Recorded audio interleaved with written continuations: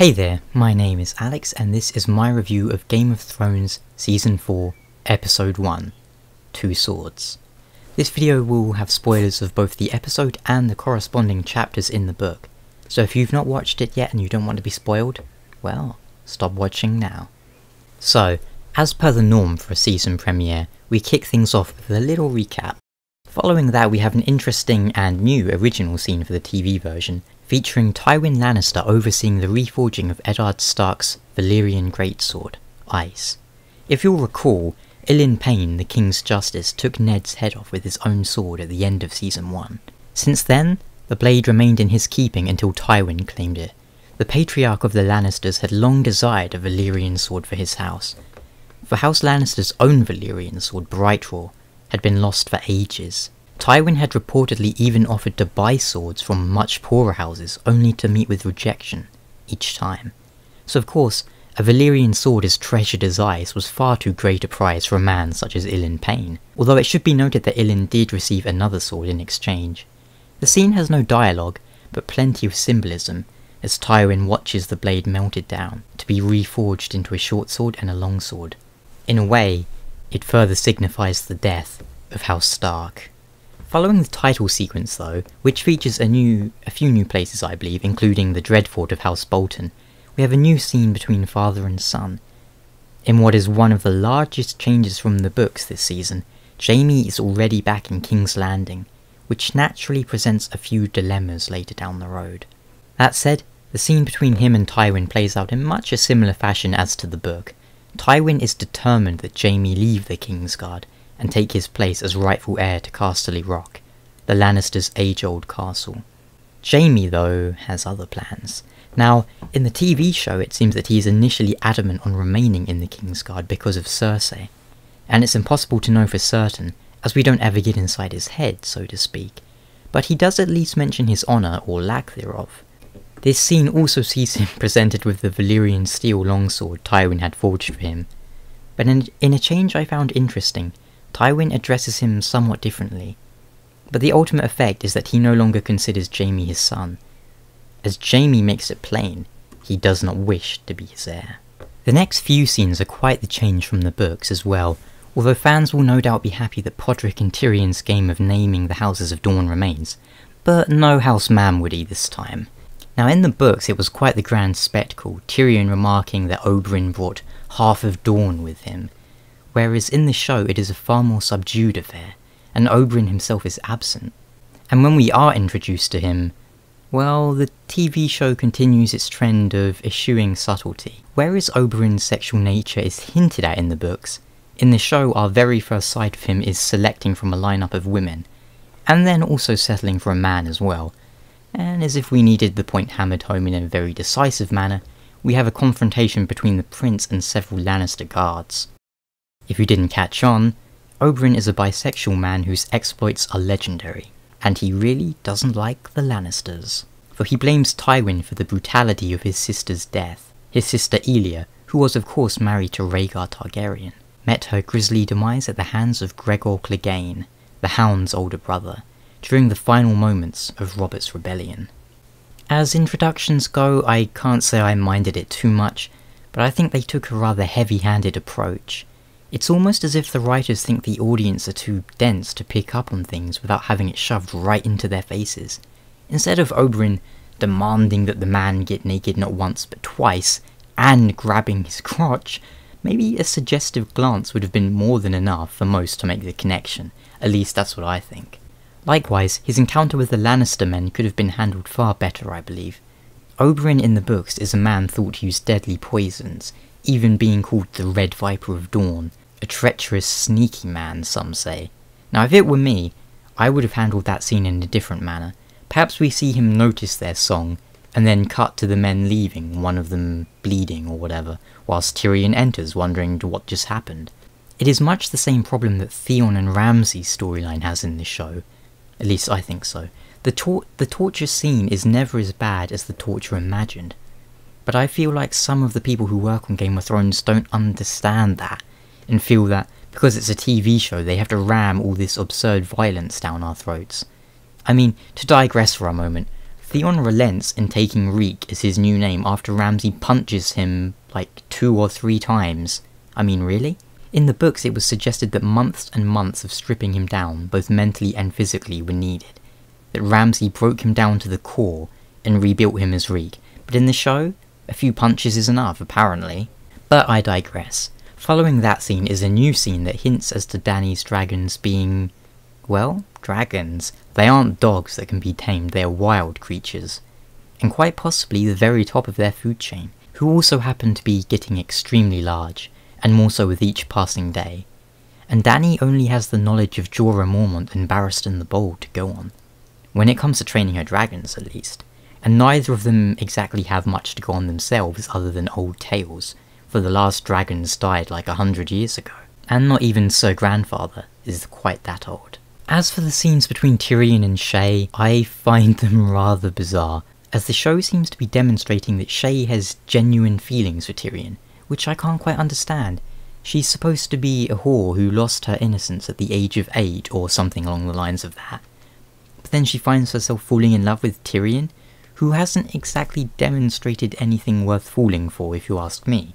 All he's done is treat her fairly nicely, but apparently that is enough for a woman who has probably seen the worst that humans have to offer for 20 or more years. I don't really like or understand the relationship between the two, and I find it a little far-fetched, to be honest. I also prefer it in the books, where Shay's simperings seem extremely fake, and only Tyrion deludes himself into thinking that they are genuine because he is so desperate to be complimented and to be wanted by anyone. At least that's how I always saw it. The show version of Tyrion has been whitewashed more and more as the seasons go by, I feel. They're trying to make him into a much better person than he really is. That's not to say I don't like Tyrion in the show. I just prefer the book version, as I feel he's a more sympathetic character because of his vices and flaws. The midway point of the episode has us watching a scene between Jaime and Cersei, which I can only assume is foreshadowing events to come. And there's not too much to remark on here, other than Jaime realising that perhaps his idea of staying in the Kingsguard solely so he can remain close to Cersei is, well, not gonna work out as well as he thinks. The next scene is entirely new for this show, and gives us our first look at hilariously two-dimensional villain, Styr. I don't even know how to pronounce that, the Magna of Thenn. And the Thenns are apparently now bald and neo-Nazi looking cannibal thugs. Maybe I'm being a little harsh there, but I really thought they were a bit over the top, like try-hard villains for Game of Thrones. And Game of Thrones is supposed to be about shades of grey, I thought, but apparently not. Because then in strolls the gang of people-eating hairless extremists. As for Tormund, I think the actor is perfect, but the character himself has been butchered by the writers, or whoever is in charge of that. Did they think the book version of Tormund was too ridiculous? The version of Tormund goes "Har!" and claims that he had half his manhood bitten off by a bear, but it's still twice as long as any other man? That is too ridiculous, but the skinhead cannibals aren't over the top? Apparently not. Mostly though, this scene serves as a reintroduction, I suppose, to remind people what happened between Ygritte and Jon Snow. I did like the detail on her arrow fletchings though. Speaking of Jon Snow, you know, I genuinely can't raise any complaints over his scene, which is odd, as in the first 2 seasons, I really had a lot to complain about when it came to Jon. Maybe the actor's growing on me since season 3, or maybe he's getting better, I'm not sure. They don't explain about Janos Slynt or Sir Alistair either, like why they're there and when they got there and so forth, but I guess things like that can be left up to the viewer to figure out for themselves. I actually quite liked that scene, even if it's extremely different to the books, wherein at this point there are no veterans remaining at the wall, having marched off to deal with the threat elsewhere, and Jon's trial, such as it were, comes much later. The scene featuring Joffrey and Jaime, I believe mostly there is for the viewer's benefit, to introduce the White Book that details the Kingsguard and their exploits, and to remind viewers about several things. Namely, that Joffrey is a petty little man, and rather deluded. As for the dialogue between Dany and the new Daario, well, I didn't like it. I don't like that they've recast Daario, and I don't like that the new Daario looks like a completely new character. without even an attempt to make him resemble the previous one outside of his attire.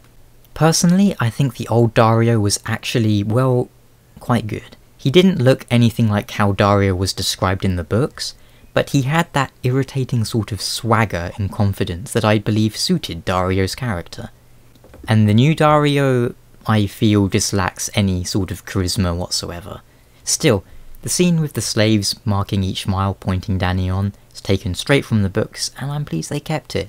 That said, suddenly reintroducing Ser Dontos and Sansa's plotline seems a strange choice to me, after they largely cut it out of Season 3, but I can only imagine they did so because the arc, such as it is, would have had no conclusion in Season 3. It would have just been, yeah, just wait a bit longer, okay?